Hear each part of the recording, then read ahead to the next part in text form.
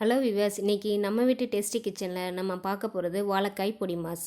இந்த வீடியோ நீங்கள் ஸ்கிப் பண்ணாமல் பாருங்கள், அப்போ தான் உங்களுக்கு புரியும்.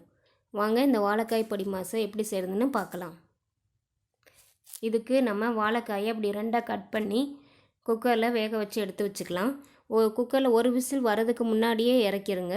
ரொம்ப நேரம் குக்கரில் வைக்க வேண்டாம், இல்லைன்னா குழஞ்சி போயிடும். நம்ம அந்த மாதிரி வேக வச்சு எடுத்து வச்சுக்கலாம். எடுத்து வச்சுட்டு இந்த வாழைக்காயை தோலை உரித்து வச்சுக்கோங்க. அதுக்கப்புறம் இந்த வாழைக்காயை நம்ம கேரட் துருவுற மாதிரி துருவி வச்சுக்கலாம். அதோட 1/2 டீஸ்பூன் மஞ்சத்தூள் எடுத்துக்கோங்க. 1 டீஸ்பூன் சோம்பு நுணுக்கி வச்சுக்கோங்க. 2 பெரிய வெங்காயம் அரிஞ்சு வச்சுக்கோங்க. கொஞ்சம் கருவேப்பிலை கொத்தமல்லி தழை எடுத்துக்கோங்க. 1/4 கப்பு தேங்காய் துருவி வச்சுக்கோங்க. 3 பச்சை மிளகாய், தேவையான அளவு உப்பு எடுத்துக்கோங்க. அப்புறம் தாளிக்கிறதுக்கு கடுகு, உளுந்தம்பருப்பு, கடலைப்பருப்பு எடுத்துக்கோங்க. இப்போ நம்ம வானிலையில் ஒரு 4 டீஸ்பூன் எண்ணெய் விட்டுக்கோங்க.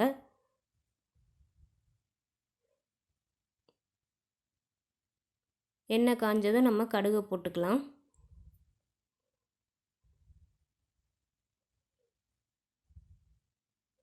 அதோடய நம்ம தாளிக்கிறதுக்கு எடுத்த உளுந்தம்பருப்பு, கடலைப்பருப்பு எல்லாத்தையும் போட்டு இது பொன்னிறமாக வறுபடட்டும்.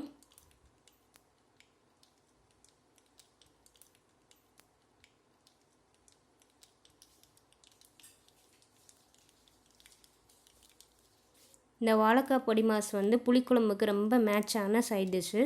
இதை நம்ம சாம்பாருக்கும் தொட்டு சாப்பிட்டுக்கலாம். இதை உங்கள் வீட்டு கிச்சனில் நீங்கள் ட்ரை பண்ணி பாருங்கள். நல்லா அந்த கடுகு, உளுந்தம்பருப்பு, கடலைப்பருப்பு பொன்னிறமாக வறுபட்டதும்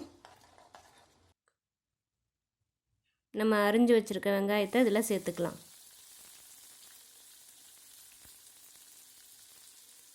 பச்சை மிளகாயும் போட்டுக்கோங்க.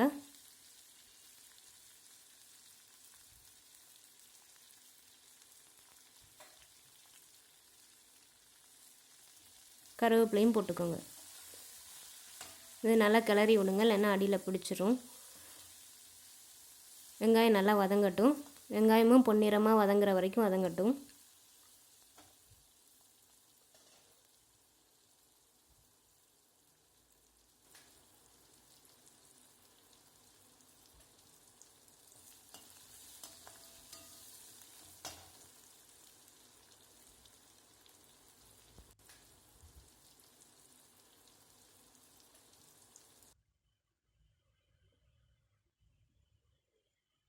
வெங்காயம் பொன்னிறமாக வதங்கின உடனே நம்ம துருவி வச்சுருக்கிற வாழைக்காயை இதில் கொட்டிடலாம்.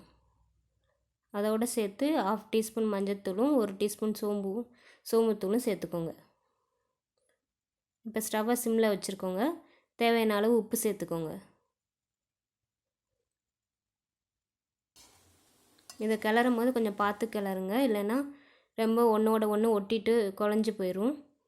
நீங்கள் கொஞ்சம் பெரிய கரண்டியாக எடுத்து அடியிலேருந்து கிளறி விட்டிங்கன்னா கொஞ்சம் குலையாமல் வரும். ரொம்பையும் கிளறாமல் ஓரளவுக்கு கிளறி விடுங்க.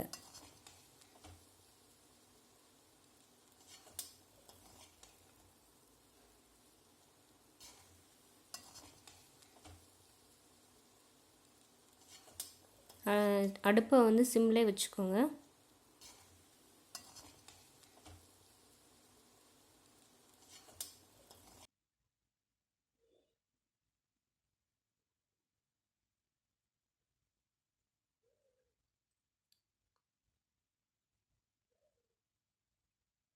கடைசியாக நம்ம இறக்க போகிறதுக்கு முன்னாடி நம்ம துருவி வச்சுருக்கிற தேங்காய், மல்லித்தழையை போட்டு கிளறி விட்டுக்கோங்க.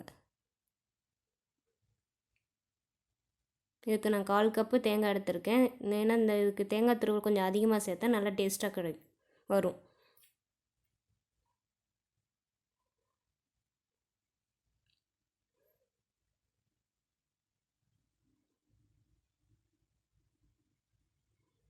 தேங்காய் துருவல் நல்லா எல்லா பக்கமும் படுற மாதிரி நல்லா கிளறி விடுங்க.